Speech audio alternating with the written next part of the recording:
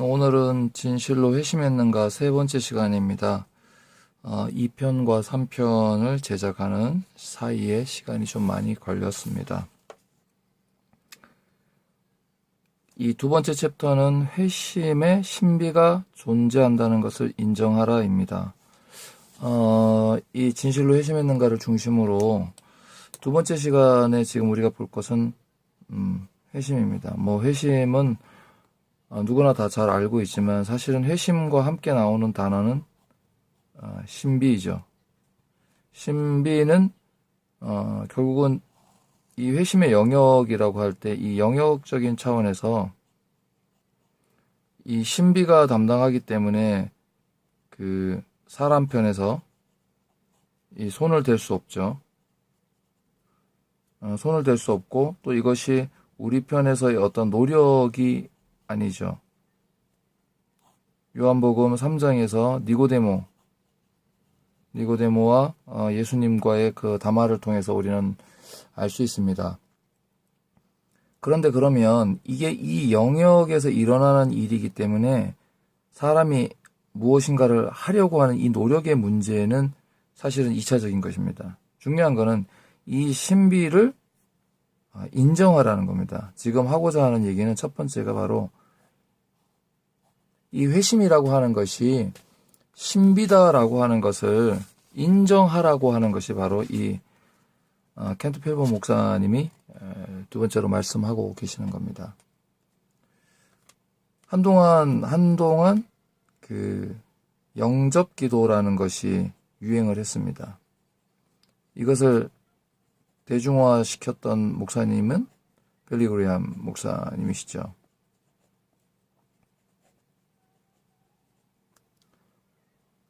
그러면 그 영접 기도 해보신 분들도 있을 것입니다. 또 사실 우리가 전도를 나가거나 이렇게 노방 전도를 하면 기도를 따라해 주세요. 하늘에 계신 아버지 이렇게 감사합니다. 이 말씀을 믿습니까? 예, 믿는다면 당신은 영접받은 것입니다. 라고 이제 이렇게 주장하거나 또 그렇게 해왔습니다. 근데 이제 이것이 중요한 것이 아니고 목사님께서는 이렇게 뒷붙이십니다. 당신이 이 기도를 드렸다면 당신이 영접을 얻었다는 것을 어떻게 해요? 확신해도 좋은가라고 말합니다. 그리고 이것이 과연 옳은가? 이분도 그 전에 그렇게 했던 분입니다. 목사님께서도 그동안의 영접기도 예배가 끝나고 나면 사람들을 앞으로 초청을 해서 영접기도를 하고 그렇게 믿기를 강요하거나 또는 그렇게 믿습니까? 라고 하는 것을 했던 목사님이십니다. 그렇죠? 첫 그 일에 보면 이제 그 목사님에 대한 얘기들이 나오죠. 근데 이분은 내가 30년 동안 그렇게 했다 이거예요. 30년 동안 나는 구원을 찾는 사람들과 함께 기도했다. 그리고 영접 기도의 한 버전을 가지고 끊임없이 얘기했다. 라고 얘기를 합니다. 그러면 이렇게 기도하는 것, 바로 이렇게 기도하는 영접의 기도는 이 영역에서 결국은 우리의 행위라는 거죠. 그리고 이 행위는 바로 의식적인 것이죠. 의식적. 그리고 이분은 이렇게 말합니다. 누구도 이런 의지적 행위를 통해서는 거듭날 수 없다라고 이렇게 결론을 내립니다. 왜 그런가 하면 이분은 내가 오랜 세월 동안을 목회하면서 내가 경험한 바가 그렇다. 많은 사람들이 구원을 위해 많이 기도했지만 결과적으로는 어떻다고요? 거듭나지 못했다. 그리고 그 부분에 대한 징후들을 나는 7장에서 논의하겠다라고 이제 뒤로 넘겨놨습니다. 그러면서 다시 돌아가서 이분은 이제 회심이라고 하는 것을 좀 집중을 해서 보기로 시작합니다. 이 회심이라고 하는 것이 분명히 신비적인 영역에 있는데 그런데 여기에는 역설적이다라고 표현을 합니다. 사실 이 역설을 좀 이해해야 할 필요가 있습니다. 역설을 좀 이해하려고 하면 목사님 중에서 쓰신 그 책에 있는데 그곳에 보면 이 역설이라고 하는 부분을 아주 굉장히 뭐랄까요, 잘 설명한 부분이 있습니다. 차후에 말씀드리기로 하고요. 그러면 이렇게 회심은 분명히 신비인데, 왜냐하면 이 회심은 분명히 신비인데, 그러면 이 회심 안에는 역설이라는 것이 있다는 것입니다. 이 역설이 도대체 뭐냐? 회심은 신비, 중생, 이 모든 것들이 하나님께서 하시는 일이다. 분명히 선언하죠. 하나님께서 하시는 일이다. 그러면서도 지금 있는 이 우리 편에서의 이것이 있다는 거죠. 우리 편의 이것. 그래서 우리 편의 이것이 무엇이냐라고 하는 것을 우리 주 예수 그리스도에 대한 믿음이다라고 얘기를 합니다. 사도행전 20장 21절을 말씀을 들으면서. 그러니까 이것은 뭐냐? 우리가 회개하고 믿어야 한다. 이것이 하나님이 우리에게 주시는 선물이지만 분명히 에베소서 2장 8절과 9절 말씀을 통해서 우리에게 주시는 선물인데, 이것을 우리는 어떻게 해야 한다? 믿어라라고 한다는 거죠. 그럼 이거 성경에서 어떻게 얘기를 했냐면, 빌립보 감옥에서 간수들이 그 문이 열리는 사건을 보고 우리가 어떻게 해야 구원을 얻습니까? 라고 하니까, 어떻게 해야? 라고 하니까 그거에 대해서 어떻게 하는 거는 뭐 얘기하지 않고 주 예수를 믿으라, 또는 너와 내 집이 구원을 얻으리라 라고 명령을 하신다는 것입니다.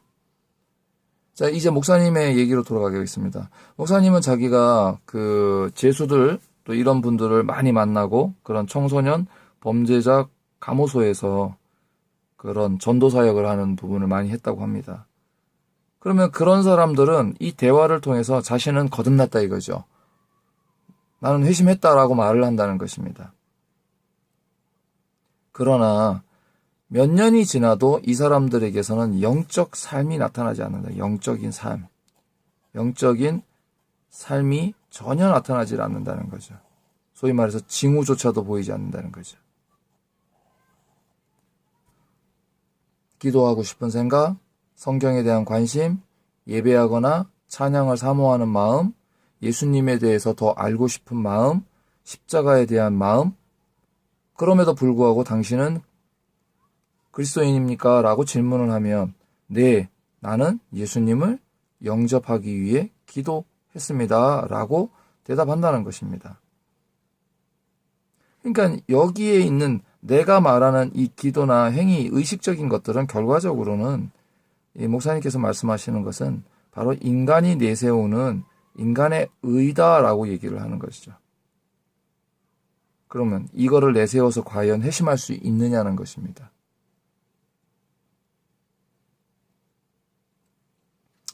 목회자로서 나는 사람들이 회심 그런 간증들을 듣는 경우가 많다는 거죠. 그러나 사람들은 자기들이 세례를 받고 성찬신에서 참여하고 착하고 성실하게 살고 남들에게 상처를 주지 않고 교회 등록하고 설교단 앞으로 나가서 영접 기도를 드렸기 때문에 회심했다라고 간증을 한다는 것입니다. 그래서 목사님께서는 이런 사람들의 이름이 어린 양의 생명책에 기록되었는가? 나는 의심스럽다.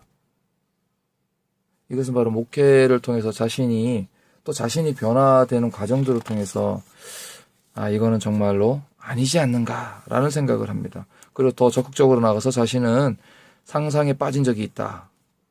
이제 뭐 일종의 꿈을 꿨다는 얘기죠. 바로 교인 중에 하나가 예수님 앞에 하나님의 무서운 심판대 앞에 섰는데 예수님께서 내가 너를 도무지 알지 못하니 불법을 행하는 자야 내게서 떠나라 라고 하면서 그 사람이 말합니다. 하지만 제가 출석하는 교회 목회자가 저의 위험성을 경고해 주지 않았습니다. 그는 제 영적 상태가 어떤 것인지 지적해 주지 않았습니다. 그래서 저는 구원의 확신을 가질 수 없었습니다. 이제는 다 늦었습니다. 이런 꿈을 꾸고 자기는 너무 두려웠다는 것입니다.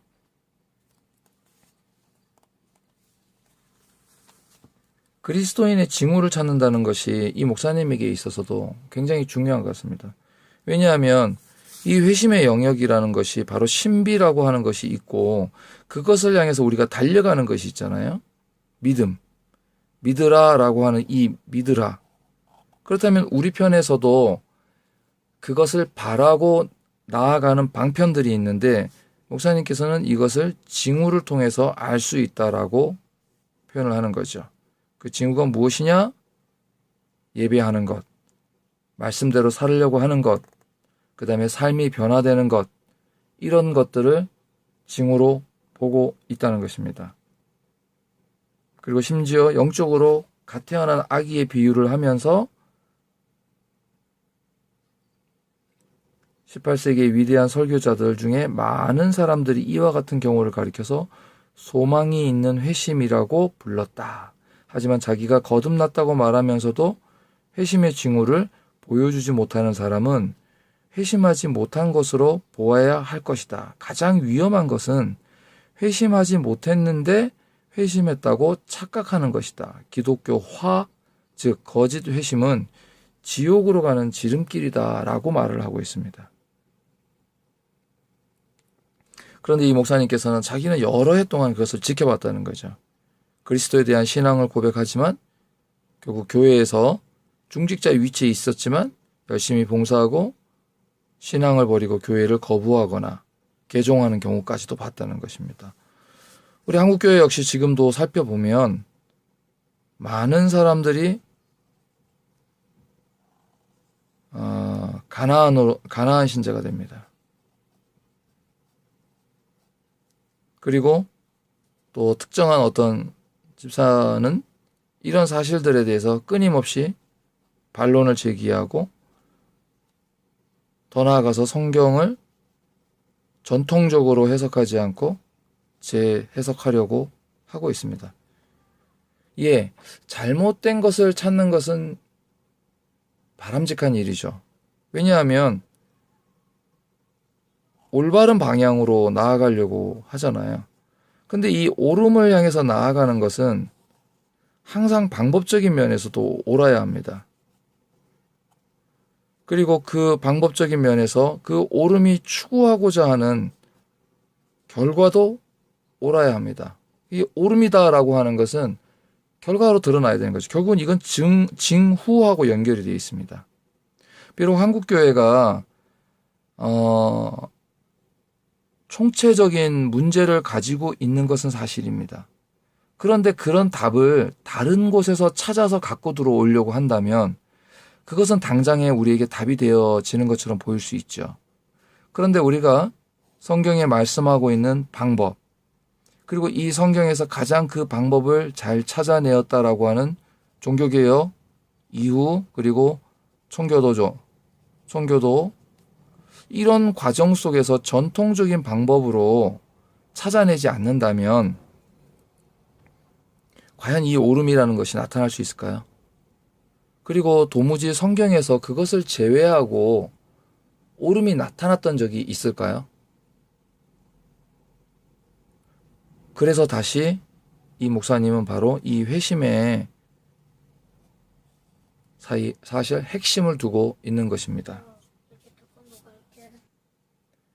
목사님께서는 당신이 다니던 교회에서 그런 일들이 벌어졌을 때 이유와 동기를 물어봅니다. 그러면 그분들에게서 얻는 것은 진정한 회심이 없었다는 결론을 내린다는 것입니다. 이런 결론들은 사실 그 조나단 에즈워즈가 그 성찬식에 관련돼서 문제를 일으켰던 그 회심의 과정들과 또 함께 생각을 해볼 수가 있습니다. 과연 오늘날 교회가 많은 사람들에게 또 많은 사람들이 교회 안에 있습니다.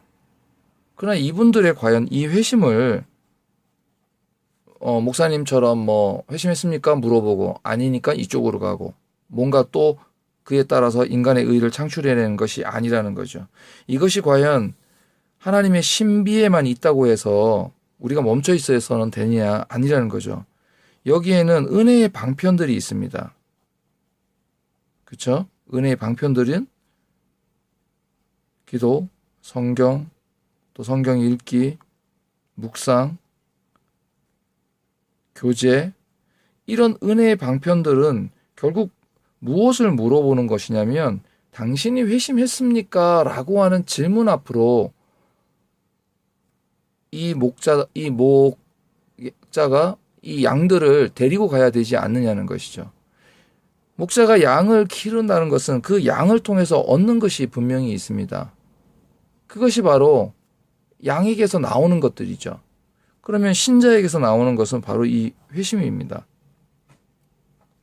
회심이 신비이지만 목자는 그것을 유심히 관찰하고 이 사람의 은혜의 방편들과 이러한 부분들을 통해서 목양을 해야 된다는 것이죠. 그래서 목사인 사람이 성도들에게 너 회심했습니까? 라고 물어보고 체크하는 역할이 아니라 이 사람들을 결국은 끌어서 결국은 그리스도에게 보내는 것이죠. 그럼 그리스도는 너는 회심했느냐라고 물어볼 수 있는 분이시라는 것입니다. 그리고 그 그리스도에게로서부터 결국은 우리의 회심은 출발하는 것이죠. 왜냐하면 결국은 이 회심은 그리스도를 아는 것이잖아요. 그리스도를 아는 것이고 결국은 그리스도를 믿는 것이 되는 것이죠. 그리스도를 안다라고 하는 것은 결국은 자신을 아는 것입니다. 자신을 아는 것은 바로 자신이 죄인이라는 사실을 깨닫게 되는 것이잖아요.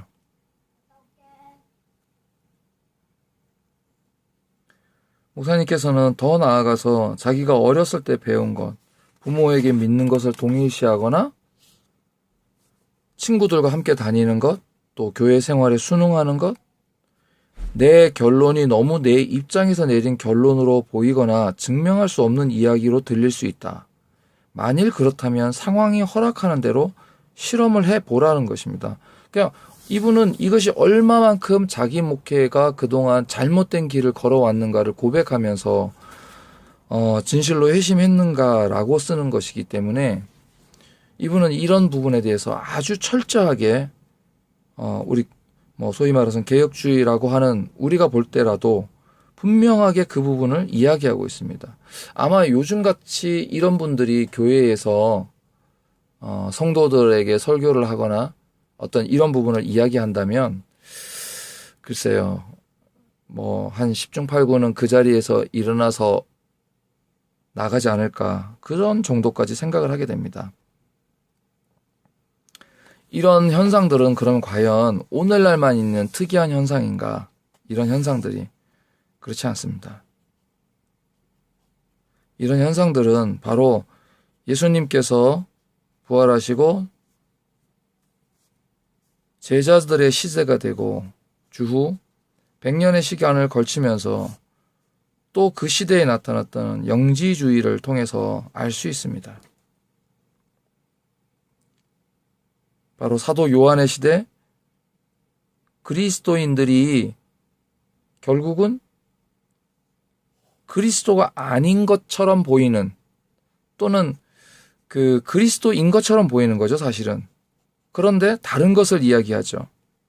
그래서 요한 1서에 말씀하시기를 저희가 우리에게서 나갔으나 우리에게 속하지 아니하였나니 만일 우리에게 속하였다면 우리와 함께 거하였으려니와 저희가 나간 것은 다 우리에게 속하지 아니함을 나타내려 함이라. 이제 이 표현을 들어가면서 결국은 이것이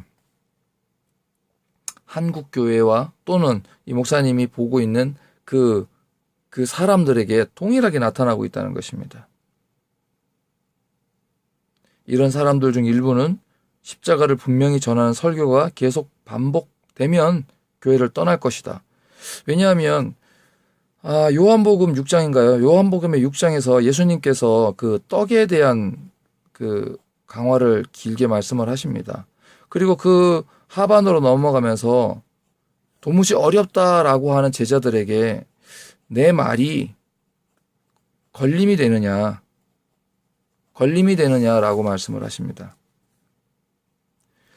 우리는 예수님의 말씀과 또는 교회에서 그 설교를 통해서 이런 소위 말해서 십자가 중심의 설교를 듣습니다.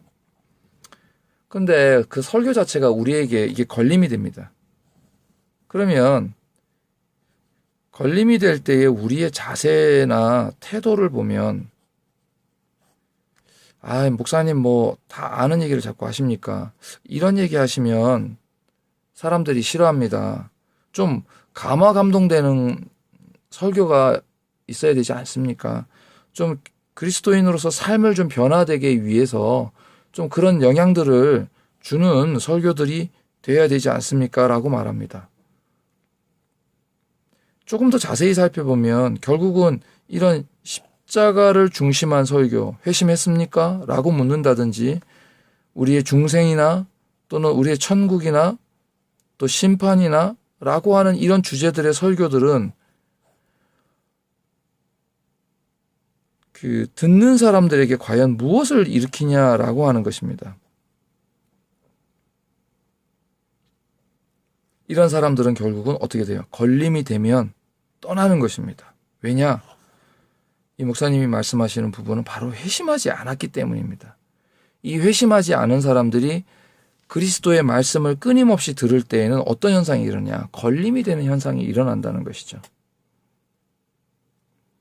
아니면 끊임없이 더 자신을 착각하게 만든다는 것입니다. 나는 구원 받았다.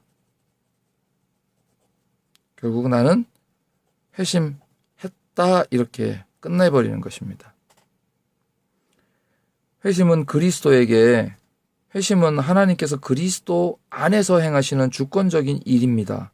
사람들이 그들의 죄에서 돌이켜 예수님을 믿도록 하기 위해 성령님은 그들에게 회개와 믿음을 선물로 주셨습니다. 라고 합니다. 인간의 관점에서 볼 때 사람이 회심하는 방법은 신비입니다. 그러나 이것이 신비라고 해서 인간이 아무것도 하지 않고 가만히 있으면 안 된다는 것입니다. 왜냐? 성경은 주 예수를 믿으라 라고 말하고 있기 때문입니다. 우리가 잘 알고 있는 로마서의 말씀들은 어떻습니까? 로마서의 말씀들은 우리가 죄인인 것을 지적합니다. 그리고 우리가 5장까지 은혜의 법, 은혜의 통치 아래에 있음을 이야기합니다. 그리고 6장, 7장에 넘어가면서 이 6장까지 나온 말씀들을 설명합니다. 풀어줍니다. 그리고 8장 1절에 그런 적 어찌하냐 우리가 정죄함을 받겠느냐 아니다 라고 얘기하면서 우리 삶을 끊임없이 얘기하죠. 그러면서 우리가 기대한다, 바란다, 인내함으로 기다린다 이런 표현들을 쓰고 있습니다. 그러면 이런 것들은 무엇이냐는 거죠. 그냥 다가올 미래의 시점을 향해서 여기에 딱 멈춰서서 기다리냐는 거죠. 마치 메달을 따기 위해서 금메달, 은메달, 동메달, 메달을 따기 위해서 선수들이 열심히 연습하고 훈련합니다. 그럼 이 연습하고 훈련하는 것이 무엇이냐는 거예요.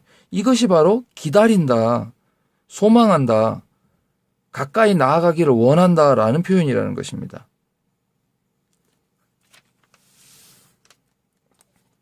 주 예수를 믿으라라고 말하는 문제 앞에서 우리는 이것이 내가 어떻게 하여야 구원을 얻으리까라고 할 때 어떻게가 방법적으로 답을 요구하는 것 같지만 주 예수를 믿으라 그리하면 너와 내 집이 구원을 얻겠다라고 하는 이 말씀이 우리에게 과연 무엇을 이야기하고 있느냐는 것이죠. 니고데모의 이야기를 들어볼까요? 니고데모의 이야기에서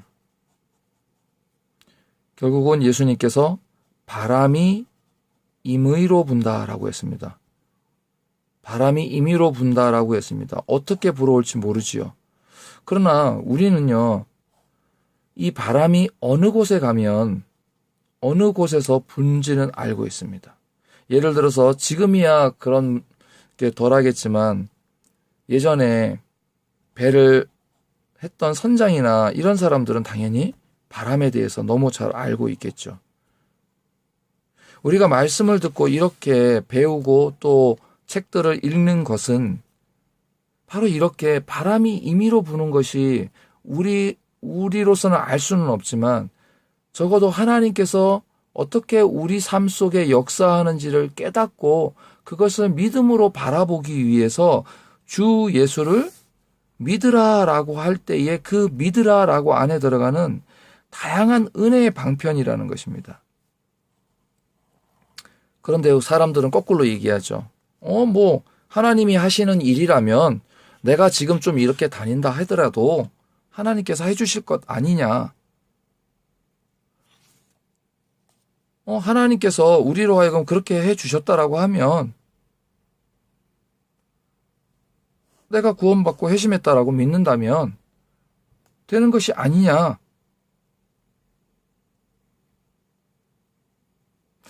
이렇게 말을 하고 이렇게 교회를 다니고 이렇게 우리의 의식들, 행위들, 더 나아가서 기도들까지도 그 방향을 향해서 가고 있다는 것입니다. 왜일까요? 우리가 가지고 있는 이 착각을 더욱 완성하기 위해서입니다. 안타깝게도 우리의 믿음이 잘못되었는지 베드로 전사였나요? 우리가 너에게 일러준 것, 그 일러준 것이 무엇인지에 대해서는 우리는 점검하지 않습니다. 옳음을 향해서 방법이 있는데 그 방법들은 우리의 신앙을 성경에 비추어 봐야 합니다. 그리고 성경을 풀었던 전통적인 청교도 또는 종교개혁 또는 그 믿음에 앞섰던 사람들의 말씀을 듣고 풀어봐야 합니다. 그랬을 때 비로소 옳음이 생기는 것입니다. 그리고 내가 가는 길이 틀리는지 맞는지를 깨닫게 되는 것이죠. 이제 이 말씀을 정리하면 회심이 신비입니다. 예, 맞습니다. 인정해야 합니다. 그러면 하나님 편에서 일어나는 선물이요, 하나님 편에서 주어지는 것이기 때문에 우리는 아무것도 할 수 없고 그 자리에 머물러 있어야 하는가? 그렇지 않습니다. 지금 이 얘기를 듣고 있는 사람들이라면 대부분 회심에 대해서 관심을 가지는 신자라고 말하는 그룹일 것입니다. 오히려 비신자들, 아직 영접하지 않은 사람들은 이 얘기 자체가 큰 의미가 없을 것입니다. 그러나 내가 믿음 안에 와 있다라고 말하는 사람들인 우리가 신자로서는 충분히 이러한 일들을 어떻게 해요? 고민해보고 돌아볼 수 있는 자세는 가져야 된다는 것입니다. 내가 기도하는 것, 내가 행위를 쌓고 있는가, 내가 의식적인가, 그리고 나의 거듭남은 어디에서 왔는가, 내가 그 신비, 하나님이 나에게 주신 이 선물로서 이 신비를 내가 인정하고 있는가.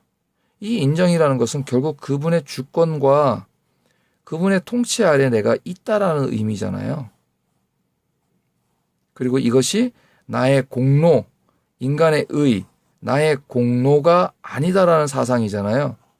그러니까 이렇게 점검을 해 나가다 보면 분명히 어느 곳에선가 걸리는 것들이 있다면 그 부분을 어떻게 해야 할까요? 기도하며 하나님의 말씀으로 또 우리에게 주어진 옳은 방법들로 인해서 점검해 보아야 한다는 것입니다.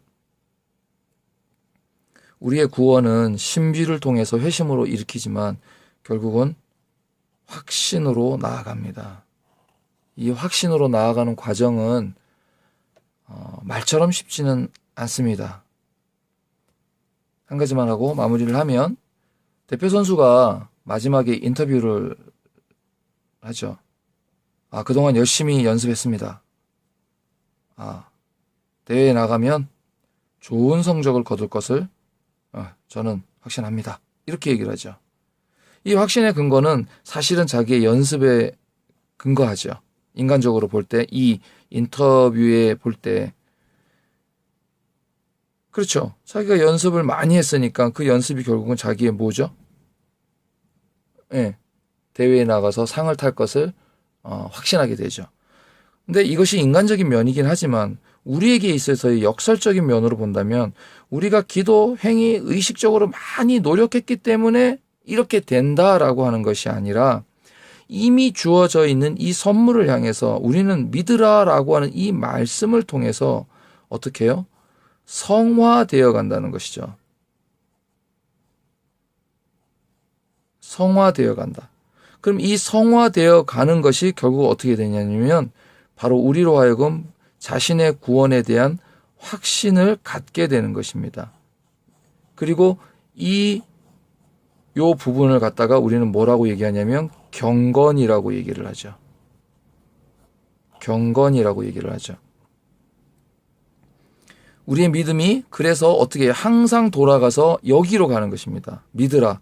이 초보, 우리 믿음의 초보, 믿음의 근원이 되는 거죠. 믿음의 근간이 되는 것이죠.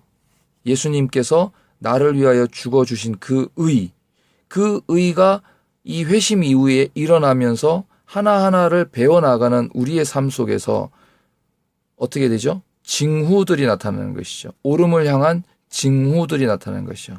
자신의 삶이 변하고 말씀을 듣고 성경을 공부하고 읽고 연구하고 이 모든 것이 되지 않을 때는 어떻게 합니까?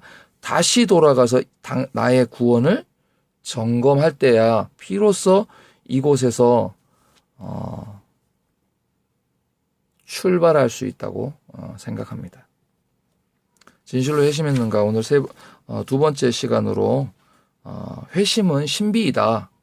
회심의 신비가 존재한다라는 것을 인정해야 한다라는 켄트 필본 목사님의 말씀을 책의 내용을 중심으로 여기까지 와봤습니다. 감사합니다.